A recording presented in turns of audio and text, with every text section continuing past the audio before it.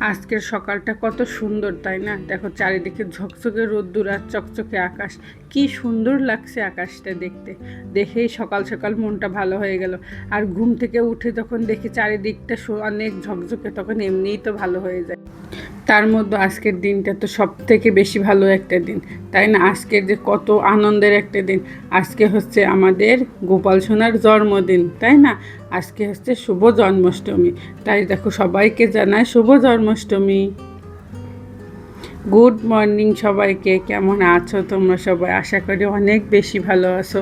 তা দেখো সকাল সকাল ঘুম থেকে উঠে সব ঘরটার ঝাড়ু দিয়ে ঠাকুরের জায়গা মুছে ঠাকুরের থালা বাসন ধুয়ে তারপরে এখন যাব রান্নাঘরে। সকালের জন্য কিছু রান্না বসাতে হবে। আমি তো আজকে সারাদিন উপোস, খাবে শুধু রোদ্দুরের বাবা আর রোদ্দুর। তো ওদের জন্য কিছু রান্না করতে হবে। তা চলো পরে আবার আসছি।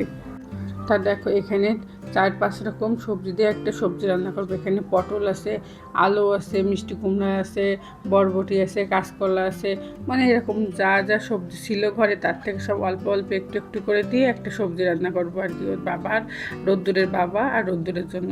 আবার দুপুরবেলা পটল দিয়ে সয়াবিনের তরকারি আর হচ্ছে বরবটি ভাজি করবো। ওদের দুজনের বেশ ভালোভাবে হয়ে যাবে।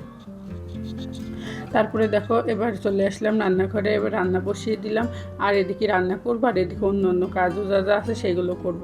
আর আজকে কাজকর্ম রান্না বান্না একটু কম তোমাদের সাথে শেয়ার করব।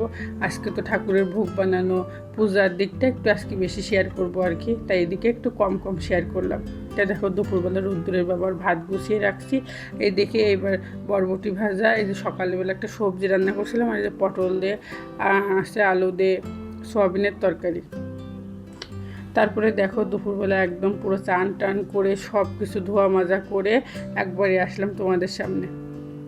এখন বসবো। এখন মানে বিকাল 4টা মতো বেজে গেছে। এখন বসবো ঠাকুরের ভোগ বানাতে। দেখো আগে তালটা ধুয়ে নিয়ে আসলাম। আগে তাল থেকে ক্ষীর বের করবো, তালের বড়া করব যদিও বা, সেই জন্য। আর একা একা সব কিছু করতে হবে, তো আস্তে আস্তে শুরু করলাম। আস্তে আস্তে সব কিছু করবো একা একা তো।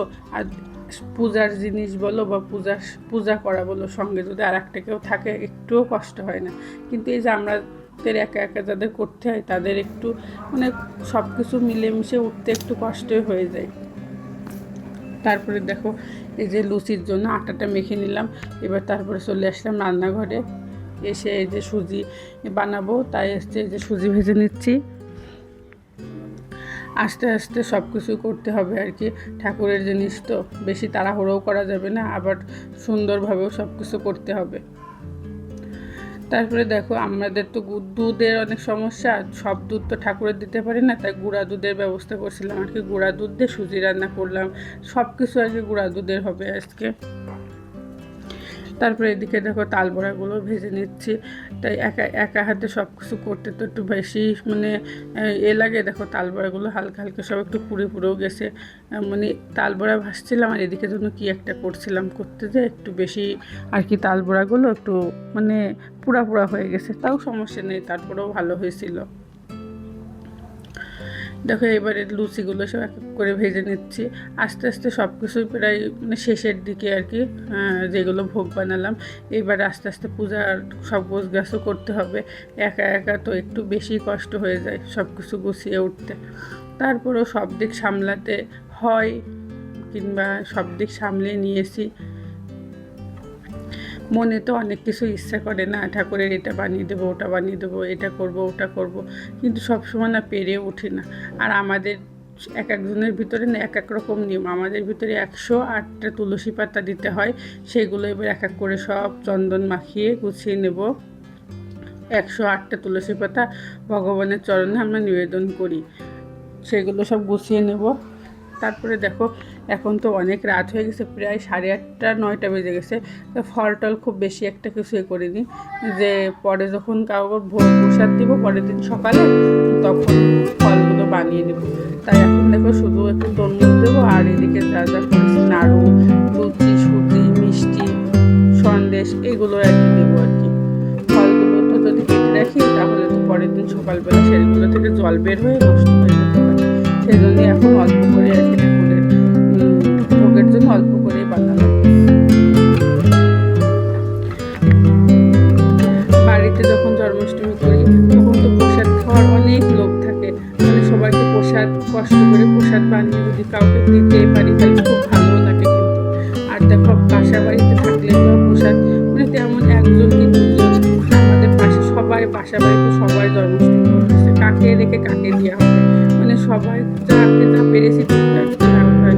কিন্তু গ্রামের বাড়িতে তো সবাইকে প্রসাদ দিয়ে ডেকে সবাইকে দিতে অনেক ভালো লাগে, তখন আর কষ্টটা কষ্টই মনে হয় না। তারপরে দেখো এবার সব কাজ শেষ, এবার আস্তে আস্তে পূজায় বসবো আর কি। তো দেখো এবার গোবিন্দকে অভিষেক করানো হবে, এক একজনের ভিতরে এক রকম নিয়ম। আমরা যা দেখে আসছি বা আমরা যা করি, প্রথমে গঙ্গা জল, তারপরে চন্দন, তারপরে সব পঞ্চগৌড় দিয়ে তাকে স্নান করানো হয়। দেখো আমিও সেইভাবে আস্তে আস্তে, মানে নিয়ম তো অনেক রকমই আছে, যে যেটা যেভাবে পারে সে সেটা সেভাবেই করে। আমি এভাবে দেখছি, আমি এভাবেই করলাম, মানে এক একজন এক এক রকমভাবে করে। তারপরে দেখো এদিকে সব গোছ গ্যাস শেষ, সব কিছু সুন্দরভাবে গুছিয়ে নিয়েছি। এবার আস্তে আস্তে পূজায় বসবো আর কি। পূজাটা দিতেও তো একটু সময় লাগবে, তার নিজে যতটুকু জানি পারি দেখেছি শিখেছি ঠিক ততটুকুই আর কি গোবিন্দর জন্য করার চেষ্টা করি আর কি। তা দেখো এবার পূজা বসবো। তা আজকে ভিডিওটা আর বড় করবো না, তোমরা সব সুস্থ থেকো, ভালো থেকো।